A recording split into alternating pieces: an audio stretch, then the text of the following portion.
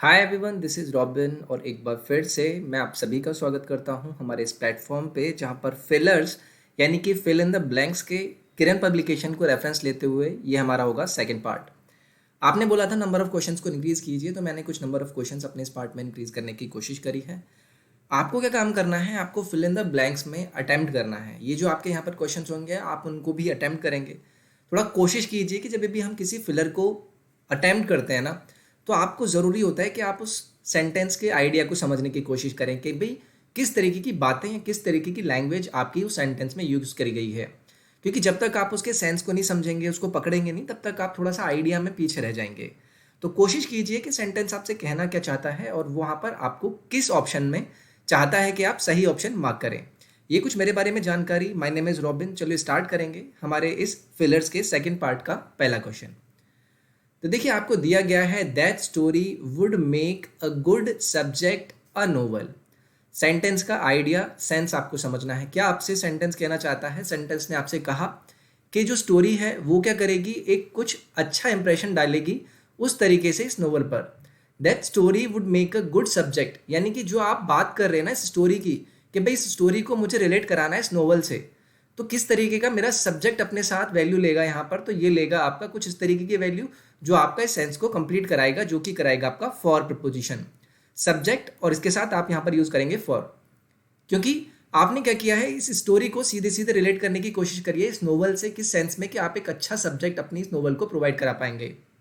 तो that story would make a good subject for a novel, तो यहाँ पर आपका फॉर यूज होगा और ऑप्शन नंबर 1 आपका यहाँ से करेक्ट हो जाएगा। नेक्स्ट है आपका I felt as if the ground were beneath my feet.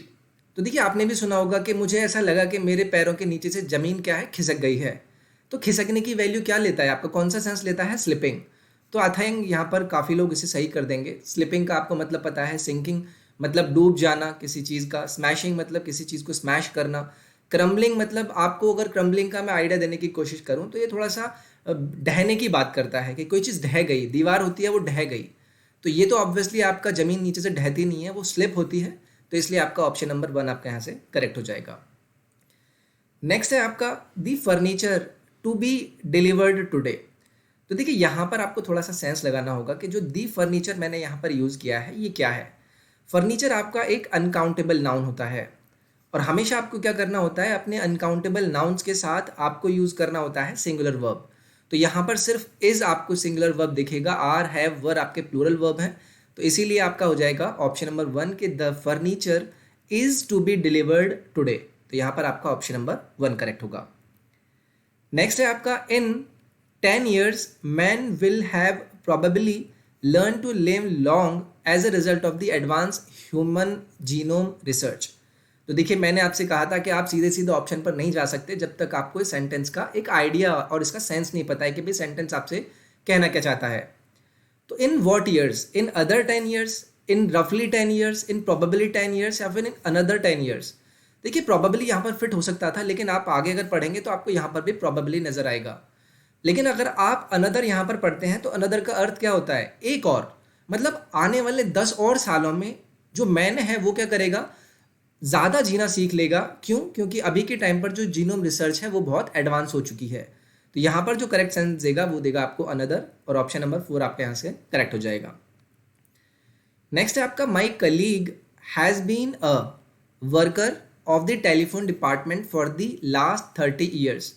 तो देखिए मैंने यहाँ पर बस कुछ ये बताने की कोशिश करी है कि जो मेरा कलीग है ना वो कुछ तरीके का वर्कर है। अब वो किस तरीके का वर्कर है कि भाई वो उस टेलीफोन कंपनी में लास्ट 3 साल से काम कर रहा है। तो देखिए यहाँ पर आपको एक वर्ड दिया गया है कंसाइशियस। कंसाइशियस कंसाइशियस का अर्थ होता है, मैं आपसे हिंदी में बात करूँ, कर्तव्यनिष्ठ। यानी कि एक ऐसा व्यक्ति जो कि अपने काम को बहुत ज़्यादा केयर और करेक्टली करने की कोशिश करता है।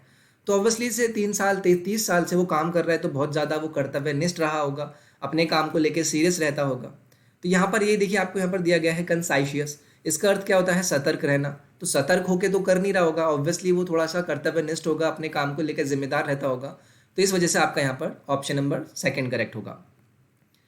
नेक्स्ट है आपका Nadika was musing memories over of the past. तो देखिए म्यूजिंग जो होता है ना, म्यूजिंग आपको ये वर्ड देता है कि आप किसी चीज़ की चिंता करते हैं या फिर आप चिंतन करते हैं, सोचते हैं। तो मतलब वो क्या कर रही थी, अपनी पुरानी मेमोरीज के ऊपर चिंतन कर रही थी कि भाई ऐसा हुआ वैसा हुआ। तो म्यूजिंग जब भी आप यूज़ करते हैं तो म्यूज़ के साथ जो आपका प्रिपोजिशन यूज़ होता है वो होता है ओवर। तो म्यूज ओवर आप यहाँ पर यूज़ करेंगे that Nidhika was musing over memories of the past. अपनी बीती हुई मेमोरीज में वो क्या कर रही थी, उनका चिंतन कर रही थी। तो इसलिए यहाँ पर आपका ऑप्शन नंबर 1 ओवर यूज होगा। The lame boy tried to climb up the staircase without help. तो देखिए आई थिंक अगर आप इस सेंटेंस को पढ़ते पढ़ते एक ऐसे सीक्वेंस पे पहुंच जाएंगे कि आपको यहाँ पर सीधे बस एक ही ऑप्शन नजर आएगा, एनी। कि जो लेम बॉय था उसने क्लाइंब करने की कोशिश करी स्टेयर कोर्स को विदाउट एनी हेल्प। ऐसे मैंने क्यों बोला, क्योंकि यहाँ पर आपने एनी एनी मैंने इसलिए यूज़ किया है कि एनी पहले चाहे तो आपका अनकाउंटेबल होता है, ये प्लूरल नाउन के साथ अपना नेगेटिव वाक्य में सेंस देता है। लेकिन यहाँ पर मैंने लेम बॉय की बात करी है तो एक वो वाला सेंस देगा कि भाई हाँ, दूसरों की विदाउट हेल्प वो क्या कर गया, स्टेयर केस को चढ़ गया। तो विदाउट एनी हेल्प, इसके लिए रूल भी मेरे ख्याल से आपको यहाँ पर समझाने की जरूरत नहीं है। अगर आप ऐसे भी पढ़ेंगे तो आप एनी ही लगाएंगे। नेक्स्ट है आपका each school has its own set of rules blank all good peoples should follow them. तो देखिए हर स्कूल के क्या है, अपने क्या होते हैं, कुछ सेट ऑफ रूल्स होते हैं। अब यहाँ पर क्या आएगा, but all the peoples should follow them. हाँ, लेकिन तो यहाँ पर यूज़ नहीं होगा, लेकिन एंड यहाँ पर यूज़ हो सकता है। जैसे कि सेंस समझना है कि भाई जो हर स्कूल होता है उनके अपने सेट ऑफ रूल्स होते हैं, और जो अच्छे बच्चे होते हैं ना, अच्छे जो शिक्षक मतलब पढ़ने वाले बच्चे होते हैं जो वहाँ पर ज्ञान लेने के लिए आते हैं, उन्हें क्या करना चाहिए, और उन्हें क्या करना चाहिए, इन्हें फॉलो करना चाहिए। तो यहाँ पर जो सेंस देगा वो देगा आपका फोर्थ ऑप्शन एंड। नेक्स्ट है on my return from a long holiday I had to with a lot of work. देखिए मैं अपने लॉन्ग हॉलीडे से आया और मुझे क्या करना पड़ा, अपने काम को ऑब्वियसली मुझे कैचअप करना पड़ेगा। क्योंकि कैचअप आपको क्या अर्थ देता है, कैचअप आपको ये बताता है कि आप अपने काम को पकड़ लें, उस तक पहुंच जाएं, जो आपने छोड़ा हुआ था उसको पा लें, उसको खत्म करते हैं। समझ रहे हो? तो ये होता है आपका करेक्ट यहाँ पर कैचअप। देखिए मेरा अभी एक सीरीज चल रही है फ्रेजल वर्ब की भी, और उसके साथ साथ ईडीएम्स की भी, वन वर्ड सब्स्टिट्यूशंस की भी, और उसके साथ साथ प्रीपोजिशंस की भी, जो कि मैं रेफरेंस ले रहा हूँ आपका एसपी बख्शी से। तो उसकी प्लेलिस्ट मैंने बनाई हुई है, आप प्लेलिस्ट जाकर डिस्क्रिप्शन में चेकआउट कर सकते हैं, वहाँ पर वो पड़ी होगी, आपको मिल जाएगी। नेक्स्ट है आपका only one of the boys not done the homework given yesterday. तो देखिए जो कल आपको काम दिया गया था, ओनली वन, ये वन क्या हो गया, अकेला। उसके बाद आपने ऑफ यूज़ किया और उसके बाद आपका आ गया है प्लूरल वर्ब, यानी सब्जेक्ट आपके प्लूरल हैं। तो यहाँ पर जो आपकी वर्ब यूज़ होगी ना, वो होगी आपकी singular, that one of the boys has not done the homework. तो यहाँ पर आपको हैज़ यूज़ करना होगा, ना कि बाकी का कुछ। नेक्स्ट आपको दिया गया है hopes of a settlement depends on what of a discussion. देखिए किसी भी सेटलमेंट की जो होप होती हैं वो डिपेंड करती हैं कि वो डिस्कशन किस तरीके का हो। ऑब्वियसली वो डिस्कशन कुछ इस तरीके का होना चाहिए कि आपको ये पता हो कि उसका आउटकम क्या रहा, आउटकम क्या होता है, उसका परिणाम क्या रहा। तो ऑब्वियसली जो करेक्ट सेंस आपको यहाँ पर देगा कि जो भी आपका सेटलमेंट होता है वो सिर्फ डिपेंड करेगा उस डिस्कशन के परिणाम पर, नतीजे पर। तो इसलिए आपका यहाँ पर सेकेंड ऑप्शन होगा करेक्ट। नेक्स्ट है आपका we must avail our self. तो देखिए अवेल अपने साथ क्या प्रिपोजिशन लेकर आता है, अवेल ऑफ। अवेल ऑफ का अर्थ होता है कि किसी चीज़ का लाभ उठाना। तो देखिए ऑफ आपका सिर्फ ऑप्शन नंबर 1 में ही है, every opportunity that comes in our way. तो ऑप्शन नंबर 1 आपका यहाँ पर करेक्ट हो जाएगा। नेक्स्ट है आपका it is time we with determination. तो देखिए ये आपका टाइम आ गया है कि हमें डिटर्मिनेशन दिखाना पड़े। तो देखिए ये जो आपका सेंस होता है ना, ये जो आपका सेंटेंस स्ट्रक्चर होता है, जहाँ पर आप प्रेजेंट में अपने फ्यूचर की प्लानिंग करके कुछ बोल रहे होते हैं, तो आपको जो वर्ब यूज़ करनी पड़ती है वो करनी पड़ती है पास्ट वाली, कि it is time we acted, it is time we acted with determination. कि भाई ऐसा टाइम आ गया कि हमें क्या करना पड़ेगा, एक्ट करना पड़ेगा डिटर्मिनेशन के साथ। तो यहाँ पर एक्ट यूज़ आपका एक्टेड के फॉर्म में होगा। नेक्स्ट है आपका when the thief entered the house the inmate in the hall.